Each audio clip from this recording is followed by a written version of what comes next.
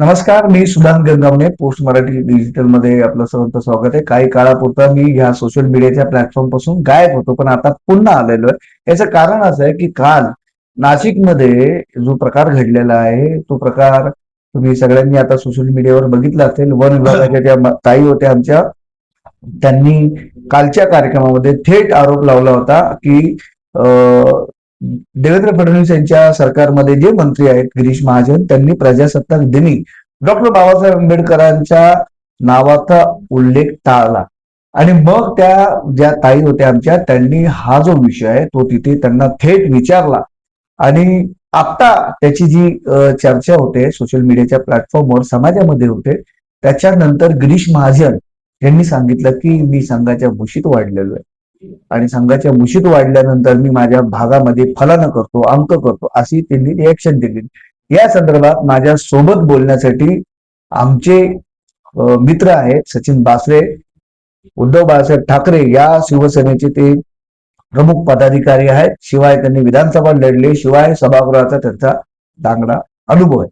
मला सांगा सचिन, तुम्ही या सगळ्या प्रकरणाकडे हे RSS किंवा हे भाजपचे लोक असे सतत का वागतात? तुम्हाला काय वाटतंय? मुळामध्ये गिरीश महाजन हे एक सिनियर मंत्री आहेत आणि त्यांचं खूप काही जनतेमध्ये त्यांनी खूप वर्ष काम केलेलं आहे. लोकप्रतिनिधी म्हणून त्यांनी काम केलेलं आहे. आणि अशी लोक जर प्रजासत्ताक दिनाच्या वेळी ही स्टेटमेंट करत असतील आणि सांगत असतील की मी संघाच्या मुशीतून घडलोय आणि अनावधानाने मी डॉक्टर बाबासाहेबांचं नाव विसरलो, तर हे शक्यच नाहीये. म्हणजे यांच्या कुठेतरी मनामध्ये, यांच्या कुठेतरी हृदयामध्ये आणि यांच्या कुठेतरी डोक्यामध्ये बाबासाहेब नाही आहेत असं एकंदर वाटतं. आणि काल घडलेली घटना ही फार चुकीची आहे. आणि काल प्रजासत्ताक दिनाचा दिवस होता. म्हणजे जे आपल्या घटनेचे शिल्पकार, ज्यांनी सगळं हे केलं आणि त्यांचं नाव घ्यायचं जर टाळत असतील, तर मला वाटतं गिरीश महाजन हे 100% चुकलेले. आणि जे त्यांच्या पोटात होतं ते त्यांच्या ओठावर आलेले. पोटात होतं ते त्यांच्या ओठावर आलेले. मुळामध्ये महापुरुष जे असतात, आपले महापुरुष, भारताचे महापुरुष जे कोणी असतील, त्यांच्याबद्दल आपल्या प्रत्येक भारतीय नागरिकाला आदर पाहिजे, त्यांचा सन्मान केला पाहिजे. हे सगळं तुम्ही लहानपणापासून आपण ते सगळं ऐकत असतो, त्यांचा आदर करत असतो. पण कॅबिनेट मंत्री जेव्हा मंत्रिपदाची शपथ घेतो, त्याला माहिती असतं की आपल्या देशाचे राष्ट्रीय सण कुठले आणि त्या सणाचं महत्व काय. मग 26 जानेवारी असेल, 15 ऑगस्ट असेल, संविधान दिवस असेल, किंवा आता समजा महाराष्ट्र दिवस असेल, हे जे राष्ट्रीय सण आहेत, हे राज्याचे सण आहेत, प्रादेशिक सण आहेत. याच्यामध्ये डॉक्टर बाबासाहेब आंबेडकर असतील, महात्मा ज्योतिराव फुले असतील, छत्रपती शाहू महाराज असतील, त्याच्यानंतर सावित्रीमाई असतील, छत्रपती शिवाजी महाराज असतील, संभाजीराजे असतील, या महापुरुषांचं त्या त्या काळामध्ये, त्या त्या वातावरणामध्ये अन्य साधारण महत्व होतं. आणि मग आता RSSच्या आधिपत्याखाली असलेले जे मंत्री आहेत, जे आता या सरकारमध्ये आहेत, ते असं इमिडिएटली व्यक्त कसे काय होऊ शकतात? असे पटकन बोलतात की अहो हा गोंधळ थांबवा म्हणून. नाही, म्हणून मी म्हणतो हा गोंधळ नाहीये.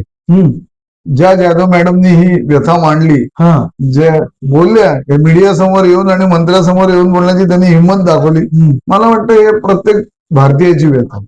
कारण बाबासाहेब हे कुठल्या समाजाचे, कुठल्या जातीचे नाही, तर ज्यांनी देशाच्या अर्थकारणापासून ते देशाच्या समाजकारणापर्यंत दिशा देण्याचं काम केलेलं आहे. फार विद्वान माणूस आहे, त्याच्याबद्दल आम्ही बोलावं एवढे आम्ही मोठे नाही. आणि हे सगळे राज्यकर्त्यांनाही माहिती आहे. आणि अशा परिस्थितीमध्ये जर हे असं सांगत असेल, आणि कुठेतरी मग तुम्हाला RSS आणि संघ हे नाव वापरायची गरज का लागते? कारण तुम्ही या राज्याचे मंत्री आहात, तुम्ही पालकमंत्री आहात. जेव्हा तुम्ही तिथं बोलले त्यावेळी तुम्ही पालकमंत्री आहात. देवेंद्र फडणवीस सभागृहामध्ये उहापोह करण्यात मास्टर आहेत. आता मला एक सांगा की देवेंद्र फडणवीसनी गिरीश महाजन यांचं नेमकं काय केलं पाहिजे?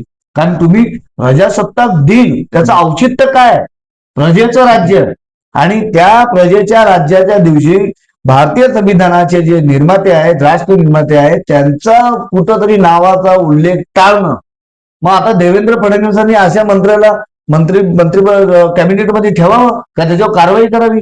मला वाटतं मुख्यमंत्री देवेंद्र फडणवीस हे एक अभ्यासू नेते आहेत आणि त्यांच्याकडनं ही अपेक्षा नाही. कारण तुम्ही जेव्हाही कुठे जाता तेव्हा सांगता का फुले शाहू आंबेडकरांचा महाराष्ट्र आहे. मग जर फुले आंबेडकर शाहूंचा महाराष्ट्र असेल, तर तुमच्या सरकारमधला एक सिनियर मंत्री आंबेडकरांचं नाव बोलताना कसं गाळू शकतो आणि म्हणतो मी चुकून हे राहिलेलं आहे. तर मला वाटतं की हा विषय चुकून अनावधाने वगैरे राहिलेला नाहीये. मी जे पहिले बोललो ते आताही बोलतो की यांच्या जे पोटामध्ये ते ओठावर आलेले आहे. आणि फडणवीसांनी अशा लोकांना कुठेतरी आता मला वाटतं बरेच वर्ष त्यांनी मंत्रिमंडळात काढलेली आहेत.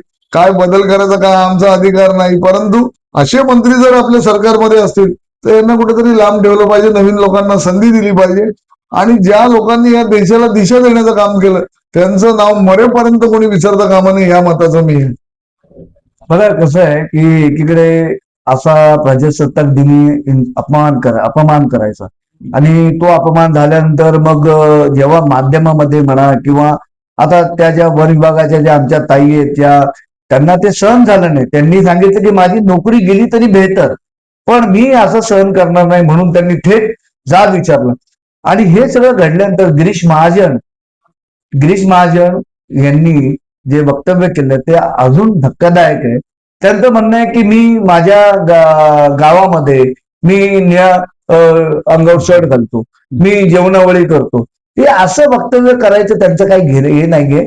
कुठलाही भगवा रंग असो, निळा असो, अजून कुठला रंग असो, ते रंग घातल्यानंतरच मी त्या विचारांची त्या आयडिओलॉजीची पाईक होतो. हे गिरीश महाजन यांच्या डोक्यामध्ये केमिकल लोचा झालेला आहे. आणि म्हणूनच त्यांनी प्रजासत्ताक दिनी डॉक्टर बाबासाहेब आंबेडकरांचं जे नाव घेण्याचं टाळलंय. असो मित्रांनो, मी सोशल मीडियाच्या प्लॅटफॉर्मवर पुन्हा सक्रिय झालेलो आहे. तुम्हाला वेगवेगळ्या घटनांच्या संदर्भात मी अवगत करत जाईल.